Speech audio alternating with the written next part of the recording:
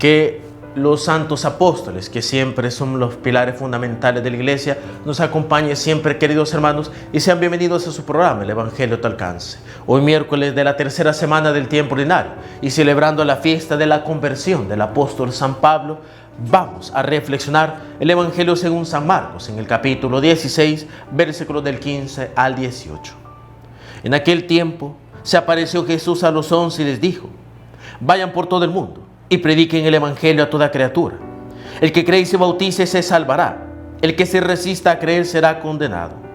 Estos son los milagros que acompañarán a los que hayan creído. Arrojarán demonios en mi nombre, hablarán lenguas nuevas, cogerán serpientes en sus manos, y si beben un veneno mortal no les hará daño. Impondrán las manos a los enfermos y estos quedarán sanos. Palabra del Señor. Gloria y honor a ti, Señor Jesús. Queridos hermanos, el Evangelio de ahora va de acorde a lo que es el acontecimiento o el hecho que estamos celebrando ahora, que es la conversión del apóstol San Pablo. Si ya hemos estudiado un poco de la vida de él, o si hemos leído, que sería lo mejor, la Sagrada Escritura, pues recordaremos cómo al inicio San Pablo, pues que en ese entonces todavía tenía su nombre de Saulo, era un perseguidor de la iglesia. ¿Por qué? Porque era precisamente un judío celoso, amante de la ley, y al ver a los cristianos, pues los ve como enemigos. Es más, él fue un testigo de la lapidación del protomártir, el diácono San Esteban. De hecho, él acogió los mantos de aquellos que terminaron apedreando, como decir: vayan a apedrearlo, yo aquí les cuido esto, porque yo estoy de acuerdo. Ese hombre que después de la muerte de Esteban, en lugar de entrarle compasión por esa muerte pues tan difícil que tuvo que padecer el protomártir San Esteban, en lugar de compadecerse, pues empezó a crecer en él un furor y un odio y una sed de sangre de los cristianos, a tal punto que pidió precisamente permiso para ir a Damasco a perseguir a los cristianos. Y en ese camino hacia Damasco es que el Señor se le aparece, lo bota de su caballo, es decir, lo bota de su orgullo y de su terquedad, y le habla y le dice que deje de seguir persiguiendo a los cristianos y que deje de perseguirlo a él, porque cuando Saulo perseguía a los cristianos, perseguía al mismo Cristo que estaba presente en el corazón y en la vida de esos cristianos. Y es ahí en donde se obra esa conversión de Saulo, que luego con el tiempo y sobre todo con sus éxitos misioneros se convertirá en Pablo, el gran San Pablo, el apóstol de los gentiles, y que junto con San Pedro son precisamente de los pilares de la iglesia, de los pilares de la iglesia de Cristo, son los dos pilares que más resaltan dentro de los pilares de los apóstoles. Y precisamente aquí es donde se nos da una reflexión interesante acerca de nosotros.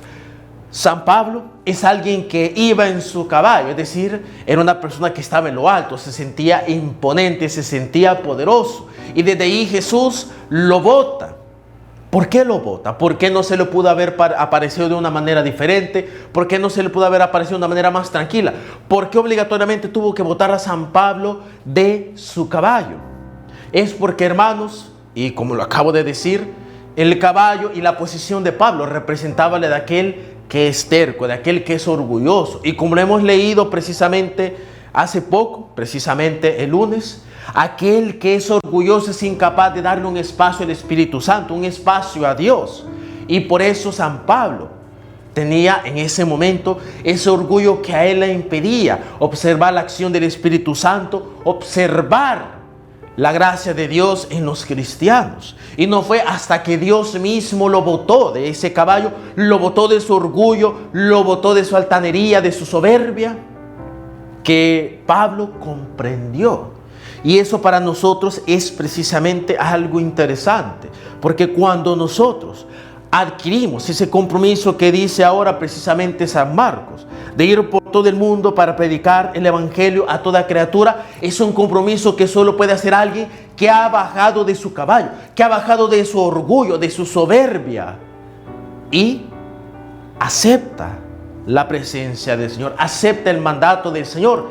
Y es ahí en donde esa persona, adquiriendo este compromiso, puede hacer obras admirables, como lo menciona el Señor: arrojar demonios en mi nombre, hablar lenguas nuevas, coger serpientes en sus manos, beber un veneno mortal y no les hará daño. imponer las manos a los enfermos y quedarán sanos. Ahora esto nos parece extraño, pero antes no. ¿Y por qué, hermanos? Porque antes se vivía un cristianismo mucho más fiel que el de ahora. Y yo sé que esto puede calar mal entre muchos cristianos, pero hermanos, hay que ser muy coherentes y sobre todo hay que ser muy sinceros. No hay que mentir por convivir. El cristianismo de ahora es un cristianismo que se está poniendo mucho a prueba. Y si bien hay muchos cristianos que siguen siendo fieles a la palabra de Dios, como en los tiempos antiguos, hay que ser sinceros. La gran mayoría de los cristianos, tanto sacerdotes consagrados, eclesiásticos, como muchos demasiado fieles laicos, no viven el cristianismo como se debe. Seguimos nosotros montados en nuestro caballo de orgullo y de egoísmo y no queremos bajarnos para comprender bien la humildad y el poder de Dios. Pedimos a San Pablo en el día de su conversión que nos regale también a nosotros esa capacidad de poder convertirnos continuamente y sobre todo de experimentar la humildad de Dios.